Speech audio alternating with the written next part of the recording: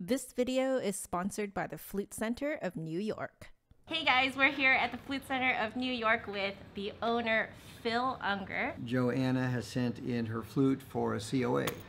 I started this company about 42 years ago, I think, and I always thought it would be a little mom and pop organization, but I think we've progressed beyond that. Dale is our repair manager. Hey guys, I get all the flutes checked in. I'm checking 2 flutes in right now for COA'd, and we'll take them over into our expert hands. Did you actually check mine in too? I have not yet, but I'm going to.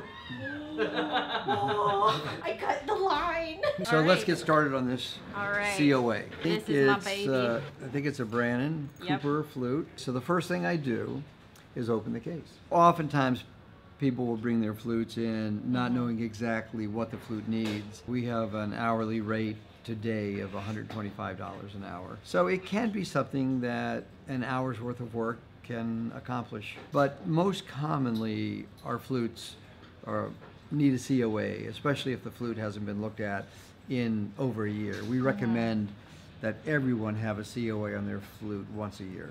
It's really important. I always tell people it's like getting your car maintained. Right. We changed the headjoint cork, here, which is in here. Over the weeks, months, and years, flutes will just commonly develop leaks. It's no fault of the player, it just happens to everyone's flute. Oftentimes, you don't realize that your flute is slowly deteriorating in how it's sealing. But once you bring it to us for a COA and you get it back, it's like, oh my God, I had no idea that my flute was not playing well. It just feels like a new flute once it's all fixed up. Right. What we will do is take the flute out of the case. I'll visually inspect the flute first to look for torn pads. What's the diagnosis? How bad is it? Well, actually, your pads look very good. Yay! Yeah, and now I will just check. We check each pad for how well it seals. Believe it or not, it takes a lifetime to develop like a feeling? the right feel for this. Right now you've got a little leak here. Oh, well that explains that. Yeah. There's a leak in the F sharp. Oh, okay, that explains why that one's There's a leak in the F. Oh, yeah. Okay. There's a leak in the E. And there's a leak in the D. Actually, the left hand is in pretty good shape, but all right, my right hand is the going right bonkers. hand, yeah. This flute definitely qualifies for a COA. And we take it apart in stages. I'll start doing the shimming. It's what we call shimming. I see. That's actually what professional flute repairmen get paid the big bucks for, because the art of shimming is something that really takes a long time to learn and to get good at. You know, to feel these tiny leaks. She has a C-sharp trill in her I do. flute, so let's check that. Now, one of the things that's included in all COAs is these rods and the keys, they have oil on them.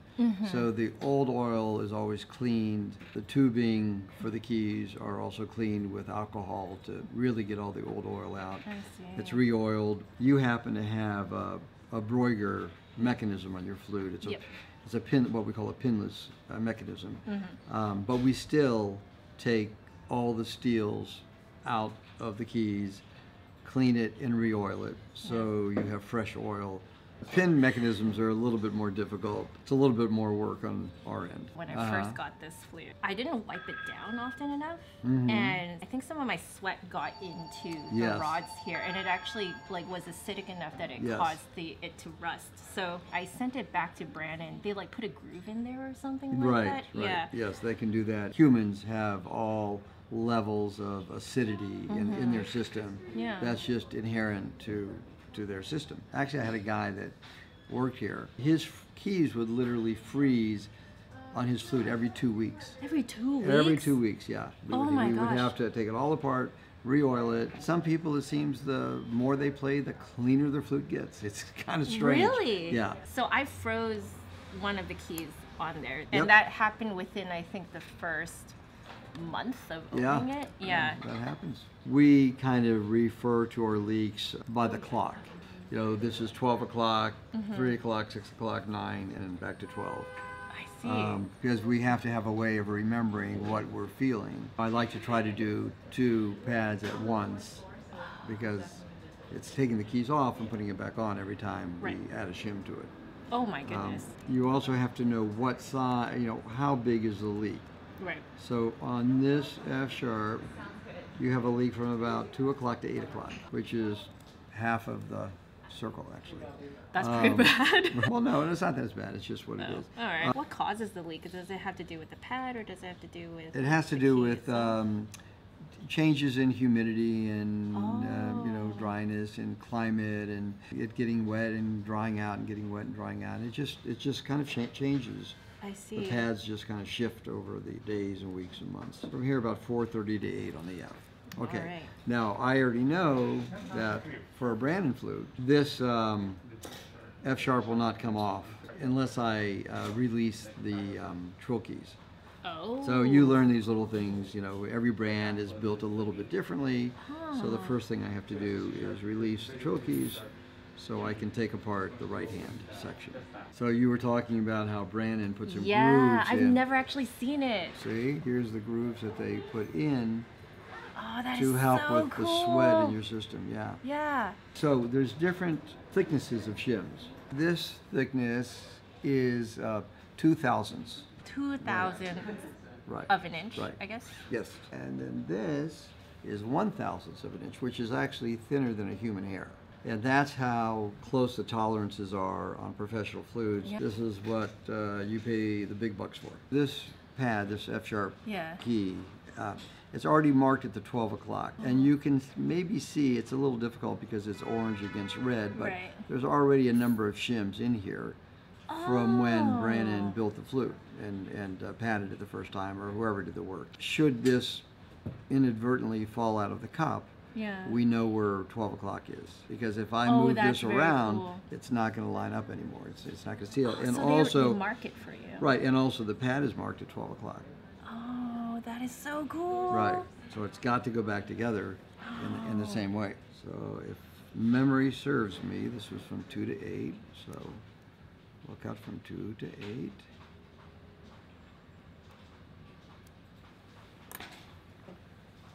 And then we don't want this 1,000 shim to move once it's in there, so I'm Yeah. going to put a little bit of glue. What kind of glue is that? It's shellac, I think that is exactly what they use to glue this thing on. probably. So here is my 2 to 8. Precision work. And this can be done, you know, 3, 4, 5, 6, 7 times on each pad until it's absolutely perfect. So that when the key comes down onto the tone hole, Yeah. the pad hits 360 degrees Yep. at precisely the same time. The F was from 4:30 to 8. So again, here's your 12 o'clock marking.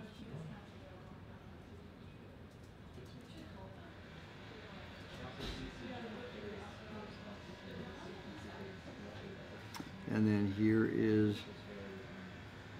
the mark in the cup for 12 o'clock. And you can more clearly see the shimming that's been done I see. before me. And these are Straubinger pads, and Straubinger pads are really great. They're very consistent from pad to pad. So if you actually have to change the pad, oftentimes you can just simply take this out, put another one in, and not have to do anything. Oh, They're so consistent. so what happens with like other pads? Traditional pads, not nearly as precise in their manufacturing. So they're just a little more lumpy and bumpy, not uniform. So do you have to like trim it and stuff? No. You have to do more shimming. I can see why Straubinger pads are more expensive then. Yes. Yeah, they are more expensive, but they're well worth it. But a flute that isn't really built for Straubinger pads, you have to prepare the flute to accept a Straubinger pad because the tone hole has to be really flat. Oh, so you have to You have to level the tone level hole. the tone hole. Right. Wow. And we will re-oil all the keys once this process is done. And then the flute also gets dipped and cleaned, and then it goes into, we have a special machine back here that vibrates the flute clean. It's really kind of neat, depending on the flute, but for this Brandon flute, you've got 2 sets of keys that the steel has to go through two different parts.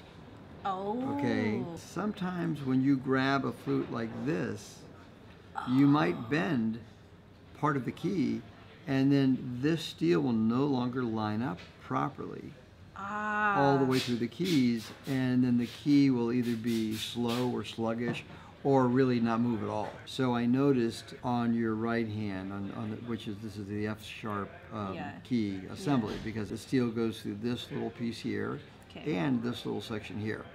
And it's not quite lined up. I did notice on the left hand, and you want to check it from both sides. This actually is a little bit off also. I can see now where it is. This is why you always grab the flute by the neck. There we go. A little bit more, I think. So are you just very subtly bending it back? Yep. I'm realigning these two. There we go. Now this perfect. is the adjust part of clean oil and adjust. Yeah, right. That's right. Right. So now we're really great. See? Oh, wow. That's what you wanted to do. On the right hand keys, I noticed it was just a little bit off. So we're going to line that back up.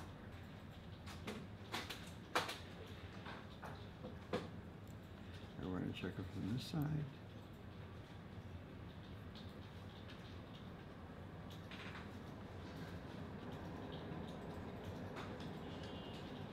There we go.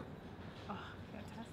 Yeah, the oil is really thick. I've got to take the oil off. Got it. But we're good. There's a problem with this flute, as with some older Brannons, where they used a silencing material, which is this kind of off-white stuff here, that degrades over time and becomes sticky and really non-functioning. There's literally parts of it missing. Yes.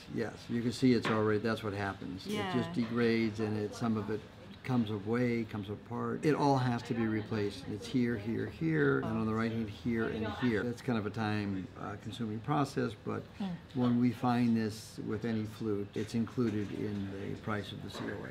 Oh, that's fantastic. Yes. So this is the stuff that you're going to put on This instead. is the material that we replaced the old silencing material with. It's some kind of a suede. I see. Very thin, but it works great. This is the stuff that you scraped off right now. You can see what it looks like. Yeah. It's kind of like sticky and like... It is. There's a glue inside of it that Yeah. they didn't, I think the company didn't realize when they first started using it, and now of course they've switched. Joanna is back from lunch, and I've been working, and we're about 3 hours into the COA now. This is a pinless mechanism, as we mentioned before, but there is one pin which goes into this trill key right here. You can kind of see the hole, and you can see the pin here, right there. Just so tiny. Yes, it's a tiny little pin, but very critical to the functioning of the flute. I've gone ahead and cleaned all the tubing on all the keys with alcohol. And I'll just show you quickly how that's done. I have alcohol in this. You can kind of see the alcohol. And we go like this, and we simply put the alcohol and the pipe cleaner through the key. We clean it, and this removes all the old oil from the key. Then we come back with the dry side, and we dry it out. We also, with alcohol, clean all the steels and take off all the old glue. As a matter of fact, if you want to see, here's a little piece of how much dirt, and Joanna's rods were actually very clean.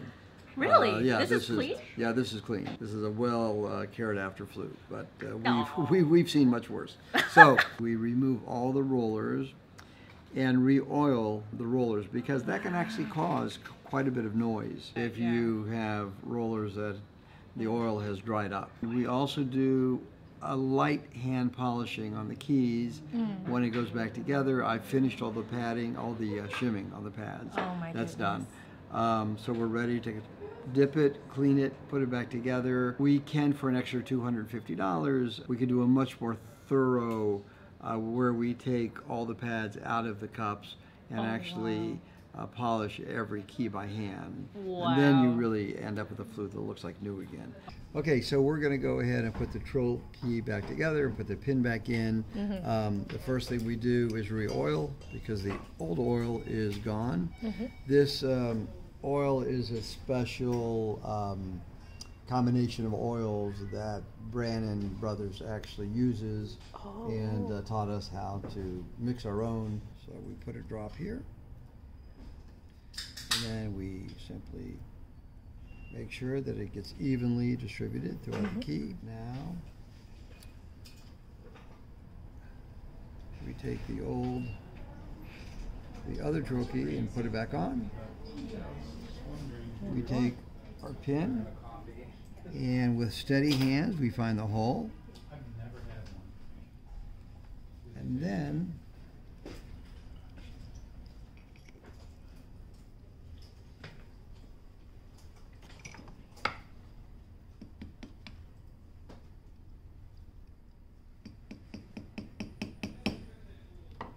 that's it. Pin is back in, and we have a complete drill key again. Right. So the next step is to dip the flutes, which removes any tarnish, and it's a pretty quick process.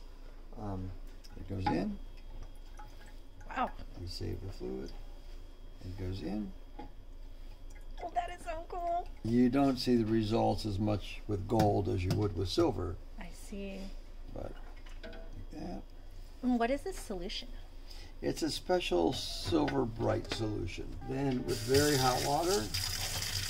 Oh, this is so cool. This is the only time your flute gets a bath. And as you can see, the silver, there's no more tarnish. Oh my gosh. Really clean. And we want to make sure we get all that solution out of all the mechanisms. And that's it. That is amazing. Wrap that up, and we take the foot joint, and we wrap that up, and we go back to the workbench. Let's go. And now we want to just make sure we get all the water out of these posts.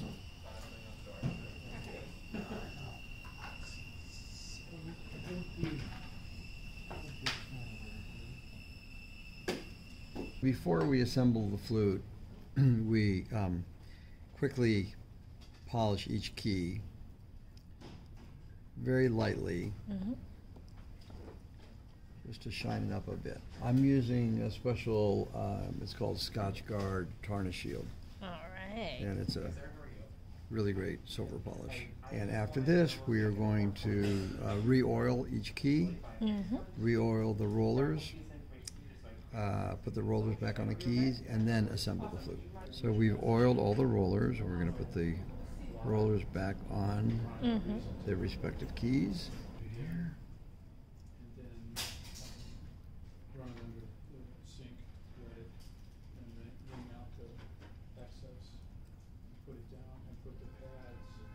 I want you to see what an exquisite job Brannon does, even on this simple thing as making a cork for the D sharp.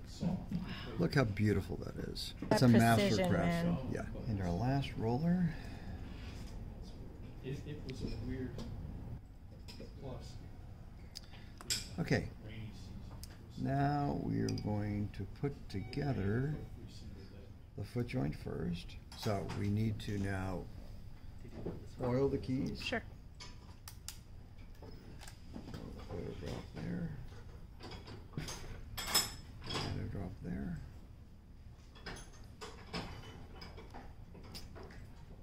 First goes the C, then the B.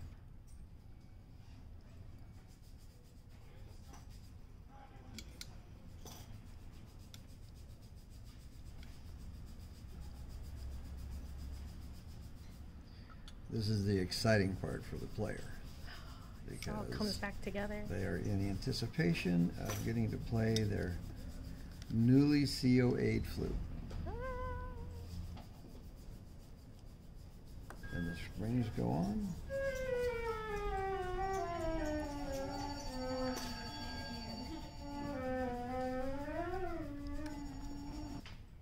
And we've already done the adjusting. We've already shimmed the pads, so we know we have a perfect seal on all 4 pads on the foot joint. Now we get to do the body. So I see that the felt is up just a little bit on the back end of this G-sharp, so I am going to put a little bit of glue.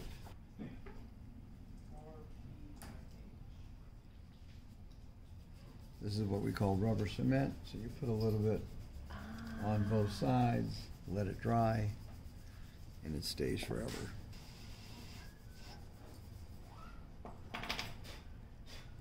There we go.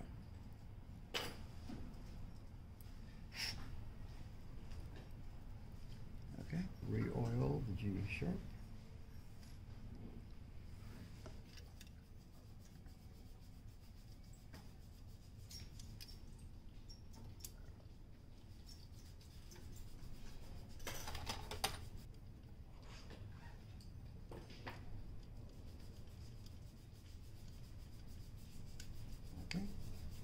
Then we'll put the spring on it. Then comes the trochees. Now again, at every point of contact, we want some new oil, so we put oil there and oil here. Our GA key goes there.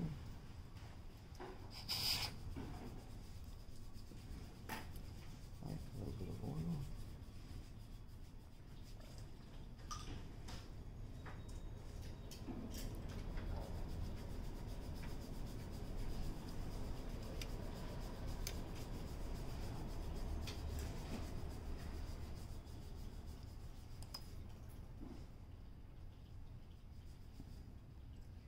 I swear I think I could do this blindfolded. I mean, at this point, it's just muscle memory for you. Pretty much.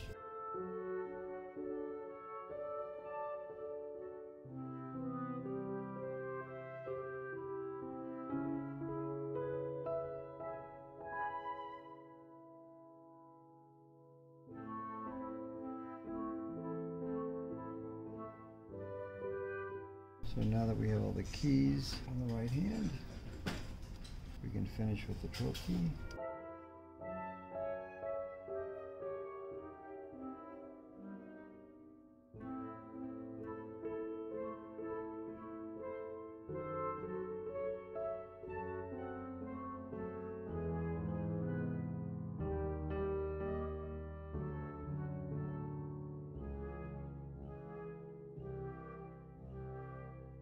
Then we have the C-sharp trochee.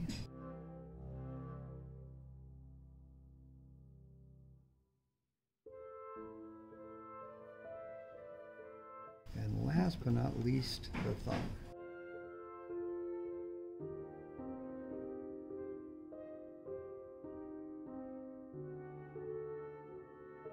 I always protect the flute with my thumb, just in case I might slip. That's it. Once the flute is padded, regulated, all the new silencers have been put on, keys are back on, and it's just about ready to be played, we do check one last time for spring tensions. We want to make sure that the flute is even in both the left hand and the right hand and the foot joint, that it feels fluid, even. I think Joanna's flute feels great. So normally we would now send it off to be tested by our play tester, who is very, very critical. And believe me, we get flutes back all the time because he says there's a problem and he's always right. And any repairman that tells you they get it right the first time every time is not being truthful. So anyway. Shall I show the play tester? Yes, you can show the play tester. There's the play tester, who, by the way, was my student some time ago. Yeah. With every COA, you get a new cork. Right. Headjoint. I'll show you how Oh, that's this done. is so exciting. We take the crown off. We have a little tool that helps us get the cork out. I have a big hammer. Oh. This is what really scares our clients when they see Oh, this. this is so exciting. But it's okay. Oh my gosh. And there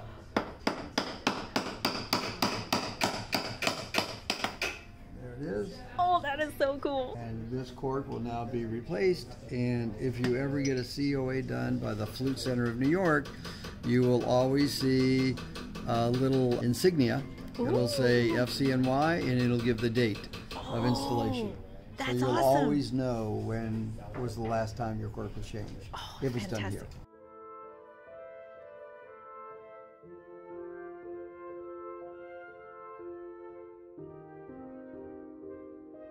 Now this may look a little scary, but don't worry, it's just to get the cork off.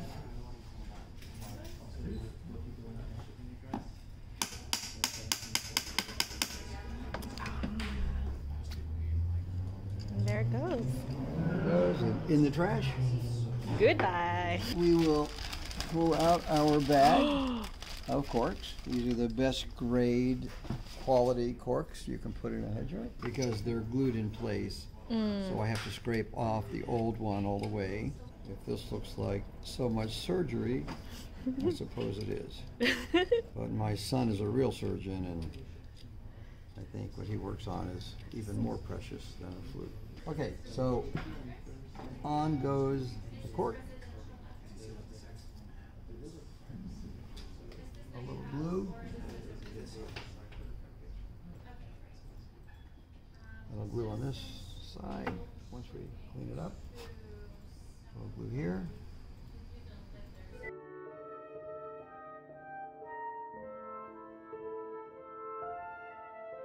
We'll tighten it down, and then comes my insignia. That's not my best work, but the date, 10/21. Then the cork goes back in the head joint. Boom.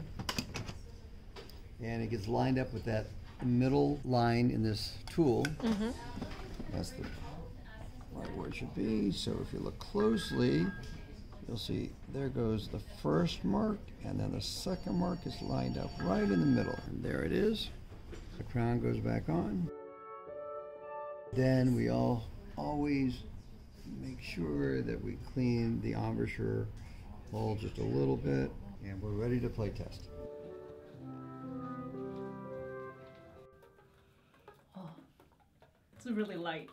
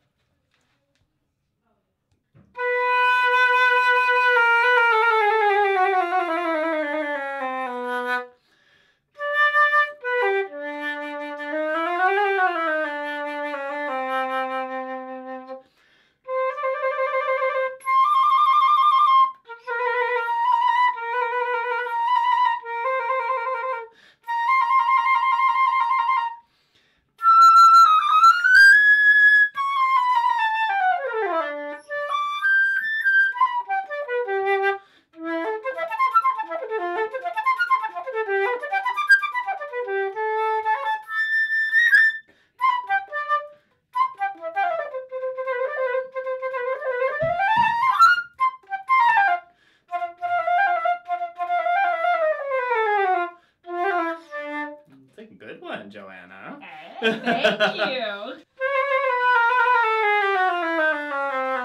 I like how beefy your low register is. It's one of my favorite things. But yeah, it's feeling really well. Yay! A lot of the times we'll see some minor adjustments that are needed in like the B flats and the right hands. But yeah, especially with the pinless mechanism by Brannon, like I said earlier, I think Brannon makes one of the nicest mechanisms out there. Very minimal issues with them anytime that we have them come through repair. Yeah, it's lovely.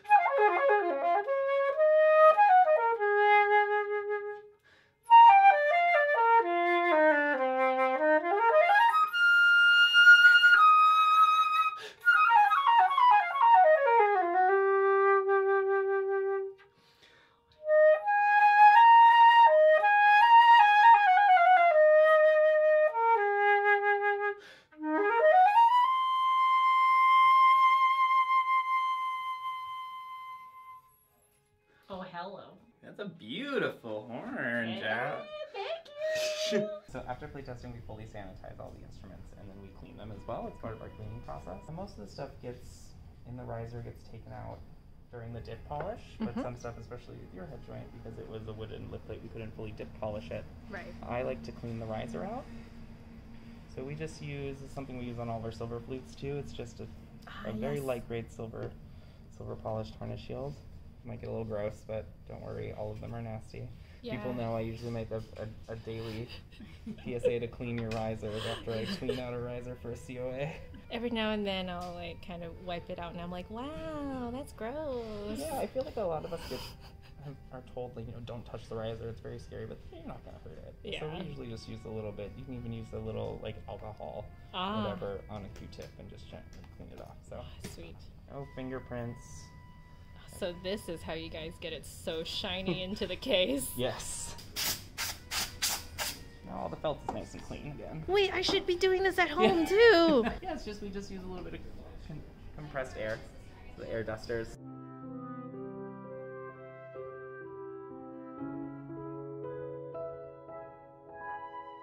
You'll see me do this a lot. Our lights, it's an easy way for me to check just by wiggling it. How many of these do you clean a day? Probably about 20. Oh my goodness. I have a bunch behind Phil that I have to go grab.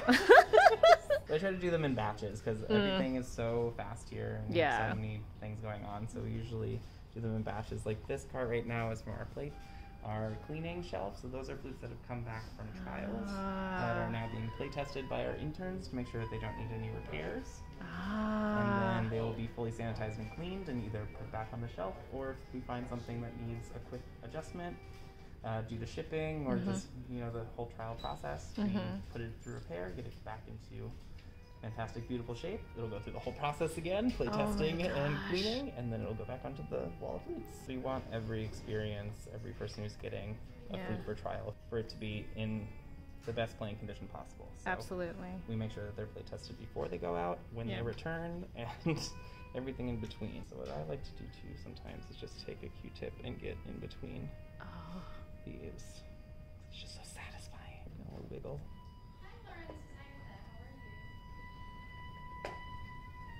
All right. And there's your flute, spick and span.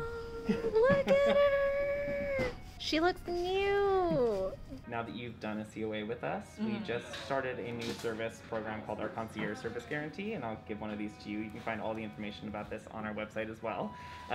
So what the Concierge Service is something that we offer both on new and certified pre-owned flutes as a kind of an extended service guarantee, but we also offer it on any flute that does a pre-qualifying service, so that would be a COA or an overhaul.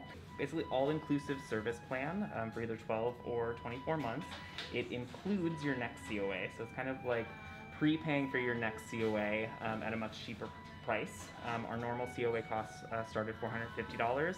This for 12 months of coverage is $399, and it does include a COA. Our normal standard service guarantee that comes on all new flutes or any certified pre-owned flutes would be for normal wear and tear or any minor adjustments that are affecting the playability or mechanical functionality of the flute. But the Concierge service also includes small dent scratch removal, free return shipping on all of your repairs, expedited priority service on all of your repairs. So if you send your flute in, it's going to kind of jump the queue and be the next one on the repair bench, which cuts your repair time down significantly. We also, again, include the next clean oil adjust, and we get a complimentary repair swag bag. Swag bag? First and foremost, we do include a fix-it tool. So this fix-it tool has a small screwdriver and a spring hook for any like emergency repairs that you need. If the spring pops its way out or a screw kind of wiggles its way out during a rehearsal, it's really great. I've used this many a time to save my own butt. And then we also include basically an assortment of all of our FCNY merchandise that we have in stock at the time. So this bag has our mug, it has one of our microfiber cleaning cloths, pen, pencil. We also give you some FCNY stickers if you want to put that on your flute case or your computer, whatever have you. FCNY face masks. We have an FCNY luggage tag. And I believe that's everything that's in this one. But yeah, so this comes complimentary with the concierge service as well. We mainly want you to have something to walk away with because the service, even though it is immediate and you have the COA in the year, you're still spending some money up front. So we want you to have something. Awesome, thank you. Of course. Thank you, Flute Center, for partnering with me and allowing me to film this amazing process. It's been an absolute dream come true. I hope you all enjoyed watching this as much as I enjoyed filming and editing this, and I'll see you guys in the next one.